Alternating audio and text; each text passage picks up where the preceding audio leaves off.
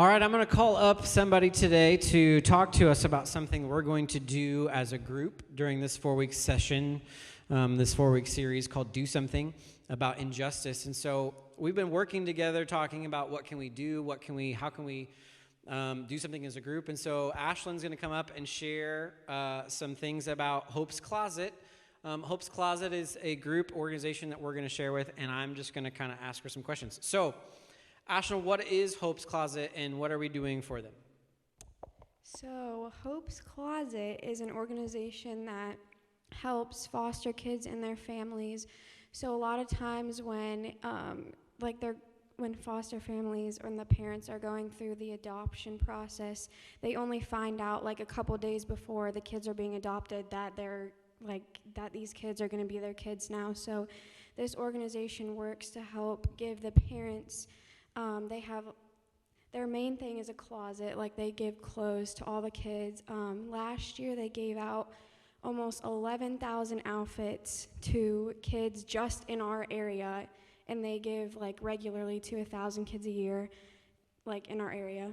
And then they also do things for the kids, like give them toiletry kits and stuff to go home with, which is what we're going to be doing, which is what we're going to be making for them.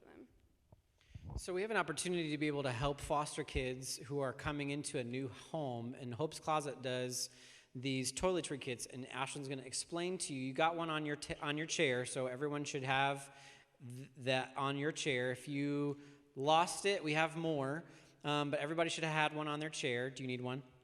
Okay, we have extra. But this is just a list of things, and Ashlyn's going to explain what we're doing. Now, because this is a competition, too, you get points for bringing in a set each week.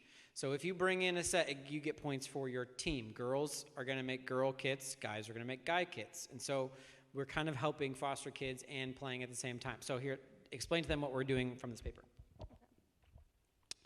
So this is what they send home with the kids, like when they get assigned to a parent, like two parents, this is what they send home. So there is young boy and girl kits, older boy kits, and then older girl kits. So the young boy and girl kits are similar, they're the same things, besides like you could put a pack of hair ties for a boy, but you probably wouldn't, so that's like the different thing. But for the boys are going to do the boy kits, and then the girls are going to do the girl kits. And basically we're just going to bring in items every week, and then the last week we're going to pack all of them for whatever it says, like in the bag. And then somebody from Hope's Closet is going to come and talk to us like about what they do, what their ministry is, and explain to us like how these have an impact on the kids. And so then, like Jared said, something I recommend doing is like assigning everybody an item to bring in, so everybody's not just going out and getting random items, and everybody has something to bring in. And then, the last week we're just going to pack it all up. And our goal is to make 50 bags. We did a small group with this, and we were able to make 30 with only 8 people, so we should be able to get to 50 easy. So where do we find the items? Like, easiest place to find this list of items fairly cheap? Dollar Tree has like everything on this list. Walmart, like basically any like big, I don't know what you call that. Yeah. Supermarket, retail store, I don't know. Yeah. Thank you. So I think this is a really cool opportunity for us. And so we get to bless foster kids who are going into a new foster home with this kit. And it's just a cool kind of welcome to your new home kit. I think it's a really cool idea. And so we're going to partner with Hope's Closet. We want you to bring in those items each week, and we will start collecting them. The last week we will do that. So every time you bring in items, you get points for your team. So we can't do kits unless you guys actually hey, yeah, let's do this. Let's do something about this. It's an injustice in our world. We're going to do something about it. So let's do that for the next 5 weeks, but we're taking kind of a week off during spring break. We're not doing anything like that. But so for the next 4 or 5 weeks, we're collecting these items. So bring these items in. Let's get as many as we can. That would be really, really cool. All right? Check out the new series bumper video, and we'll get started with our series.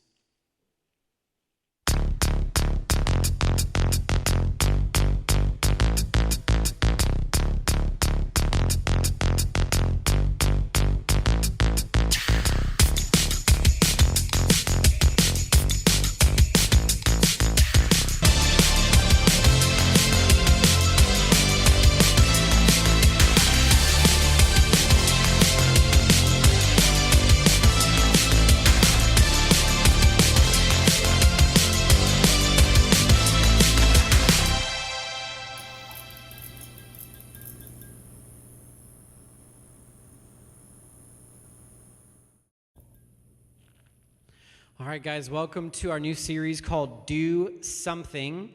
I'm waiting for my iPad to do something and load my thing. It's not working right now. Technology is so awesome. Here we go. Yeah, got it. Okay. We're good. Okay, so really excited about this new series, the 4-week series called Do Something, about injustices in our world. And so, of course, we, a few weeks back, kind of changed our mission and vision statement about our youth group, and we want to establish students in the love of Jesus Christ. We want to see students transformed through his power and through his spirit, and then we want you to be equipped and empowered to go out and do things in your world for Jesus Christ. We don't want you to just come and just have fun and just eat food and snacks and stuff. Fun is an essential part of what we do, but we really want, the heart of our ministry is to see students established, and we want to see you experience transformation and empowered to go out and live Jesus' love to everyone. That's what we wanted to see. That's what we want to see. It's who we're about. So this new 4-week series is called Do Something. It's about a series of injustice. So what is justice? Anyone know? What's justice? Brantley.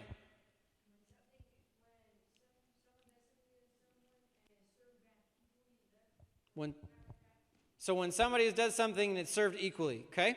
Anybody else have an idea what justice is? In your own words, what would justice be? When someone does something and get what they deserve. Justice, right? This is what Google says justice is. Justice is the quality of being fair and reasonable or equal.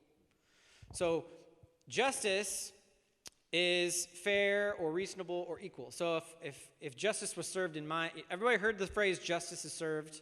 Everybody heard that phrase? All right, that means the outcome for the person or group of people that had a problem was treated fairly and appropriately. So like if justice was served for these people or this person, then they were treated equally, fairly, and reasonably. Like it was a fair shot. They got what they deserved. It was awesome. It was fine. It was fine and dandy. But what if justice isn't served? It becomes injustice.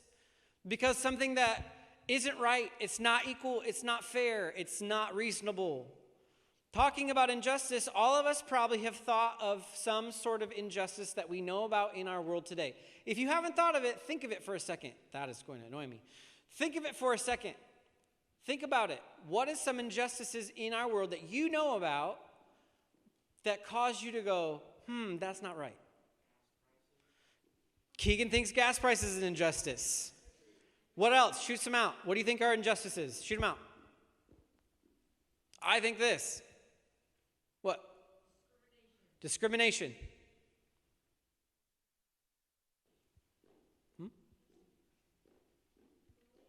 Bullying.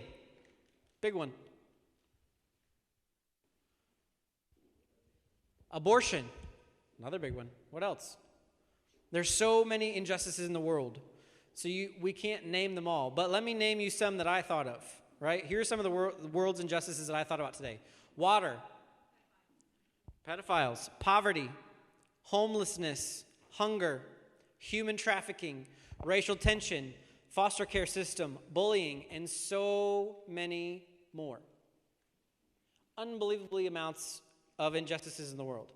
Now, to some of us, these things weigh really heavy in our hearts, and we deeply care for the injustices in the world.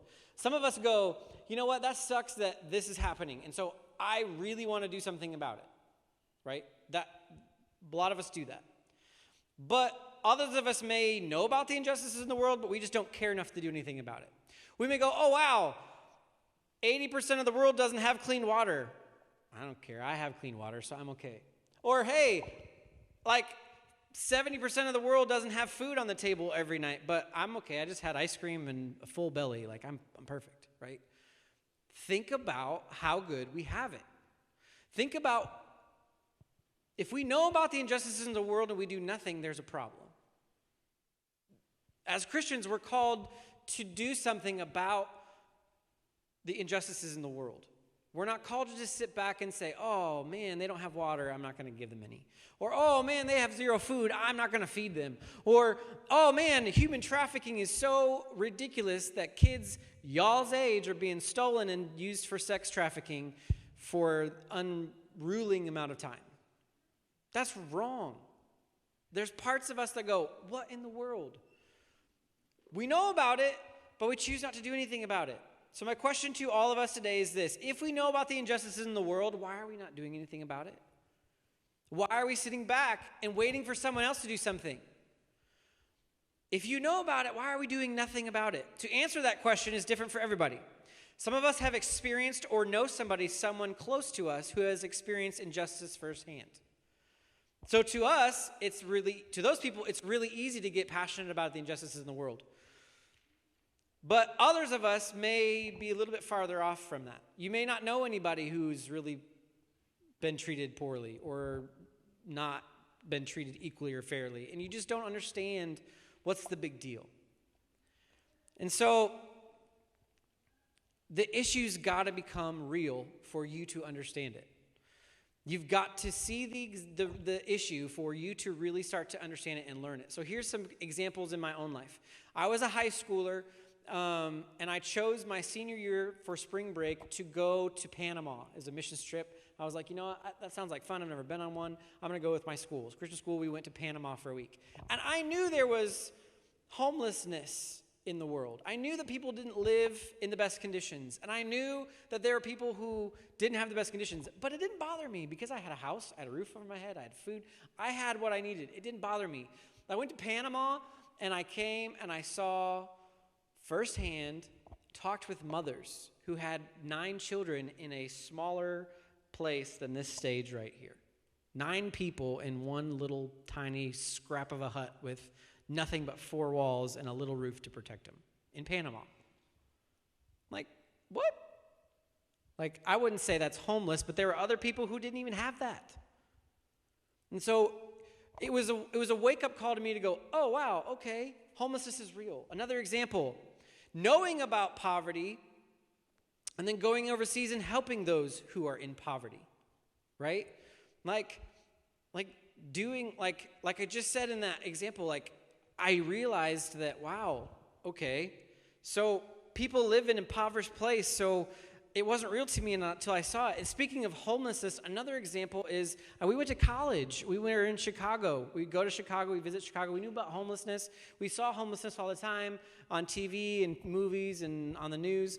But until you walk down a specific street underneath the freeway in Chicago to get to a very popular place, you don't really realize it until you see it. And there's loads of people just finding a spot, maybe got a little bag to throw over them, and they're sleeping. That's their house. And it wasn't until that my senior trip, we did a little missions trip in Chicago, and I was able to talk to homeless people and hear their story. Some of them chose to live that life. Others, things happened to them and it made them that way.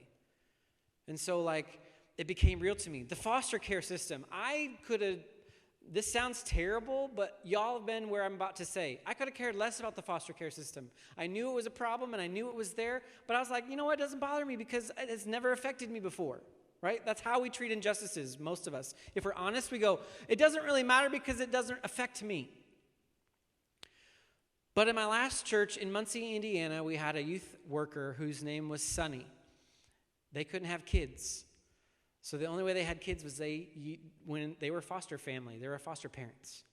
And I met amazing foster kids in the system. And we were really close to Sonny and his wife, Jen. And we saw firsthand the struggles of what foster care is like for kids, for even teenage foster kids. Like we saw it firsthand. We met them. We hung out with them. We talked with them. It became real. So in order for us to make these injustices real, we've got to make them real. We have to get involved. We have to know their stories. We have to see them. Here's what Jesus said about this very thing that I'm talking about. Here in Matthew, we're going to read Matthew chapter 25, 41 through 46. So if you want to write that down to read it later, if you want to turn in your Bibles to read it with me, I'm going to read it to you. But here he's talking to two different groups. He's talking to a bunch of sheep and goats. And this section that he's about ready to talk to, he's about ready to talk to the goats. Matthew 25, 41. It says this. Then he will say to those on the left, or the goats, "Depart from me, you who are cursed, into the eternal fire prepared for the devil and his angels. For I was hungry, and you gave me nothing to eat. I was thirsty, and you gave me nothing to drink. I was a stranger, and you did not invite me in. I needed clothes, and you did not clothe me. I was sick and in prison, and you did not look after me." They also will answer, "Lord, when did we see you hungry or thirsty or a stranger or needing clothes or sick or in prison or did not help you?" He will reply, "Truly I will tell you, whatever you did not do for one of the least of these, you did not do for me. Then they will go away to eternal punishment, but the righteous to eternal life." Whoa. Jesus is saying to us, whatever you did not do for the least of these, you did not do for me. The message says, he will answer them, "I'm telling the solemn truth. Whenever you have failed to do one of these things to someone who is being overlooked or ignored, that was me. You failed to do it to me. Those goats will be herded into eternal doom, but the sheep will to their eternal reward." Are you a goat or are you a sheep? Do you care about the injustices in the world? And do you care about the things that should not be happening? Does that drive you to passion to do something about it? Or do you just not care? Oh, it doesn't affect me because I'm comfortable in my little Lebanon bubble. Nothing is really the matter. It's not a big deal. I want to tell you a story. There's a new pastor. No one had really seen him before. And I don't know where this was, and I think this story is real, and I want to meet him because this is brilliant. But the pastor was in a kind of a rural downtown area. Lots of homeless people, lots of people walking around. So their congregation was just used to seeing it. So this brand new pastor comes in. The board elects him. No one really knows who he is. No one's really seen him before. And so they're really excited. Everybody's coming into church the first Sunday to see him. Like they're walking in. They're doing all this stuff. They sit down for the service. Where's the pastor at? What the heck? Where's he at? This new guy's supposed to be here. We hired him. We're paying him. Like, where's he at? In walks from the back a guy, dirty, not shaven, stinky, hair's a mess, bum off the street, that every single person passed on the way in because he was sitting by the front door with a sign. And he walks, and people are looking at him like, "What are you doing in here?" And he walks up to the front, takes off his sunglasses, and says, "Hi, I'm your new pastor." So many of us are like that. We're so numb to our world around us, we don't even see the needs that are in front of our face. The problem isn't knowing about the injustices in the world. We just aren't really seeing them. So here's the big thing for today that I want you to know about. Before we can do anything about the injustices in the world, we have to see it. Before you do anything about any injustice in this world, you have to see it. You have to see it. Now, some of you are saying, "No, that's never me. Like, I would never miss that. I always see those things. Like, I'm always on it. I'm always on it." But I explain in my own life examples that we miss stuff all the time. We overlook them because our minds are wrapped with other things that don't really matter. Things that we think are important right now, but really in the end don't really matter. we'll get that done and move on to the next thing. And do these things that we're doing right now really matter, or should we be worried about something higher than us?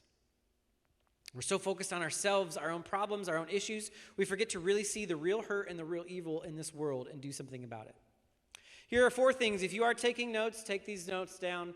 Here are 4 examples, simple things that we can start to do to get closer to the heart of Jesus when it comes to the injustices in the world. Number 1, be close enough to see.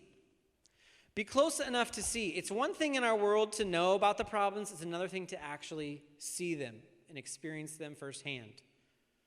It's like me going on a missions trip. I could totally just be like, you know what? I know about that, but it doesn't affect me because it's not personal. I'm not close enough to see it. Get close enough to see it.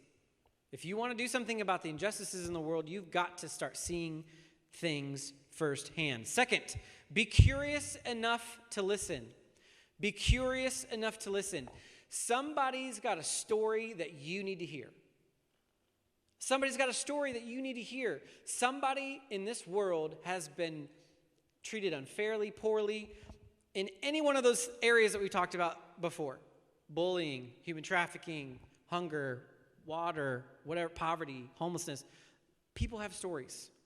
We need to be close enough to hear them, to listen to them. We need to be curious enough to hear their story and help them out if we can. Third one, be courageous enough to name it. Be courageous enough to name it. Naming it means you know it's wrong. Then you have to be brave enough to say it's wrong publicly no matter what other people might say about it. So it's one thing to know that it's wrong. It's another thing to name it and claim it out loud and be like, yo, this is wrong. No matter how many people will be like, you're stupid for thinking that. If you think it's wrong and you know it's wrong, you got to name it. Be courageous to name it. And then the 4th thing is simple. Go do something about it. Just go do something about it.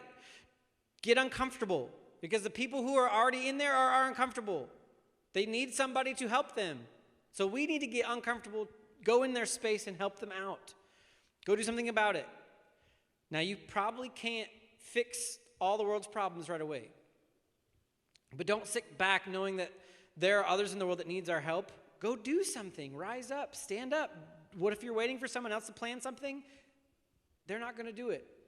If God's calling you to do it, do it. I'm going to end with this story, and then we'll pray. We'll get into small groups and discuss this some more. Charity Water. Look them up. They're really cool. We watched them on the video series back in the fall. Charity Water. Started with a guy, millionaire, business owner, New York City, went to do something for his business overseas and saw that these people had no water.